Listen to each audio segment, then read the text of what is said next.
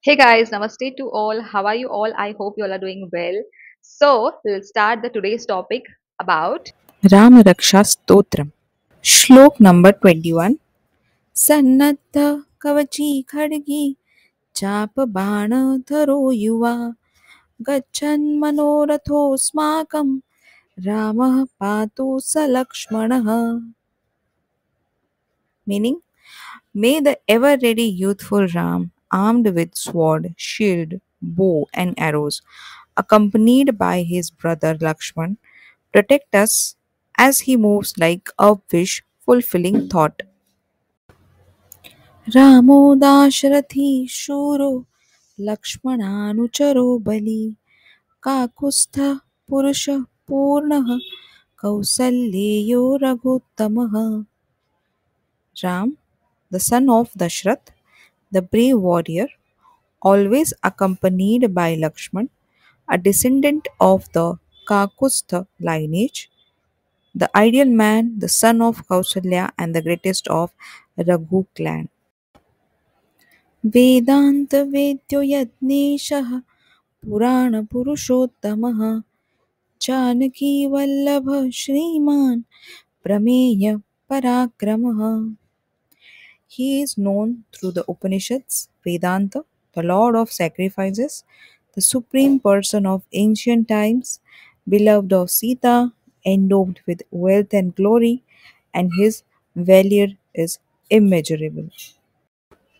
Shlok number 24. इत्येतानि जपे नित्यं मद्भक्तः श्रद्धयान्वितः अश्वमेधादिकं पुण्यं सम्प्राप्नोति न संशयः. Thus Lord Shiva said, one who is devoted to me, Lord Shiv, and chants these names with faith every day acquires the merit of performing 10,000 Ashwamedh Yajna. There is no doubt about this. Shlok number 25. रामं दुर्वादलश्यामं पद्माक्षं पीतवाससं स्तुवन्ति नामभिर्दिव्येन ते संसारिणो नरः. Those who praise Lord Ram, who is dark like a blade of grass, lotus eyed, and dressed in yellow garments, using his divine names, are no longer entangled in this material world, samsara. रामं लक्ष्मणं पूर्वजं रघुवरं सीतापतिं सुन्दरं काकुत्स्थं करुणार्णवं गुणनिधिं विप्रप्रियं धार्मिकं राजेन्द्रं सत्यसन्धं दशरथतनयं श्यामलं शान्तमूर्तिं वन्दे लोकभिरामं रघुकुलतिलकं राघवं रावणारिम्. I bow to Ram, the elder brother of Lakshman, the best of the Raghus, the beloved husband of Sita, the handsome one, the descendant of Kakustha, an ocean of compassion, a treasure house of virtues, beloved by the Brahmins and the truly righteous. He is the emperor among kings, truthful, the son of Dashrath, dark complexioned, and a form of tranquility. He is the delight of the world, the jewel of the Raghu dynasty, and the enemy of Ravan. Shlok number 27. Ramaya Ramabhadraya Ramachandraya Vedhase Raghunathaye Nathaye Sitaya Pataye Namaha. Salutations to Rama, who is also known as Ramabhadra, and Ramachandra, who is mentioned in Vedas as the greatest lord of Raghuvansha and the whole world, and who is consort of Sita. Shlok number 28. Shri Rama Rama Raghunandan Rama Rama Shri Rama Rama Bharatagraj Rama Rama Shri Rama Rama Ranakarkash Rama Rama Shri Rama Rama Sharanam Bhava Rama Rama. I surrender to that Rama who is the delight of the Raghus, the elder brother of Bharat, and the tormentor of his enemies in the war. Shlok number 29. Shri Ramachandra Charanau Manasa Smarami Shri Ramachandra Charanau Vachasa Krunami Shri Ramachandra Charanau Shirasa Namami Shri Ramachandra Charanau Sharanam Prapadye. I remember the feet of Sri Ramachandra in my mind. I praise the feet of Sri Ramachandra by my speech. I salute the feet of Sri Ramachandra by bowing down my head. I take refuge on the feet of Sri Ramachandra by bowing myself down. Shlok number 30. Mata Ramo Mat Pita Ramachandraha Swami Ramo Mat Sakha Ramachandraha Sarvaswam Me Ramachandro Dayalu Nanyam Jani Naiva Jani Na Jani. Rama is like my mother, father, master, and friend. Indeed, the kind hearted Rama is all I have.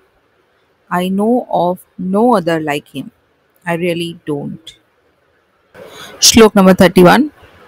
Dakshine Lakshmano Yasya Vame Tu Janakatmaja Purato Marutir Yasya Tam Vande Raghunandanam. I salute that Rama, delight of the Raghu dynasty, who has Lakshman on his right and Sita on the left, and who has Hanuman in his front. Shlok number 32. Lokabhiramam Ranarangadhiram Rajivanetram Raghuvanshanatham Karunyarupam Karunakarantam Shri Ramachandram Sharanam Prapadye. I take refuge in that Rama who is so pleasing to the sight, the master of the stage of war, lotus eyed, lord of the Raghu race, who is the personification of compassion. Shlok number 33. Manojavam Marutulya Jitendriyam Buddhimatam Varishtham Vatatmajam Vanarayuthamukyam Shri Ramadutam Sharanam Prapadye. I take refuge in the Lord Hanuman, who is as fast as the mind, equals as his father, the wind god, in speed is the master of the senses, the foremost amongst the learned, the leader of the monkey forces, and the great messenger of Sri Rama. Shlok number 34. Kujantam Rama Rameti Madhuram Madhuraksharam Aruhya Kavita Shakham Vande Valmiki Kokilam. I salute the great sage Valmiki who sings the glorious name of Rama as sweetly as cuckoo sings sitting atop tree. Apadam Pahartaram Dataram Sarvasampadam Lokabhiramam Shriramam Bhuyo Bhuyo Namamyaham. I bow again and again to Rama who removes all obstacles and grants all prosperity and pleases all. Bharjanam Bhavabijanam Marjanam Sukhasampadam Tarjanam Yamadutanam Rama Rameti Garjanam.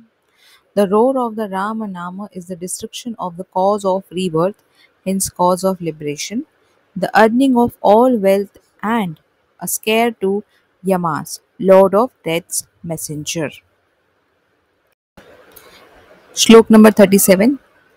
Ramo Rajamani Sada Vijayate Ramam Ramesham Bhaje Ramena Nishachar Chamu Ramaya Tasmai Namaha रामान्नास्ति परायणं परतरं रामस्य दासोऽस्म्यहम् रामे चित्तलयः सदा भवतु मे भो Ram मामुद्धर.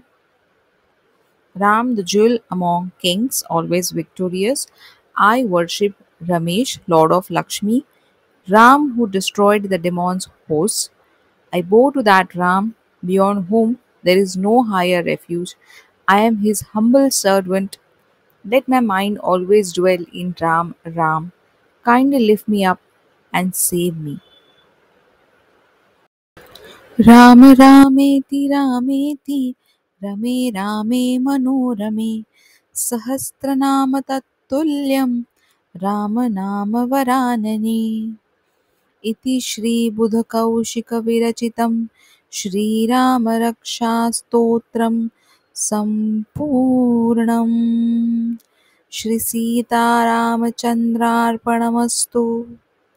In chanting his name again and again, Sri Rama Rama, I discover joy in Lord Rama, who pleases my heart and whose face is a blessing. Chanting his name is equal to chanting of 1000 names of Lord Vishnu. Sri Buddha Kaushika's composition of Sri Rama Raksha Stotram is complete here. This composition is devoted to the holy feet of Sri Rama and Sita. So guys, I hope you like the presentation. Don't forget to like, share and subscribe. Let's meet in our another video. Until then, take care of yourself. Bye bye. Namaste.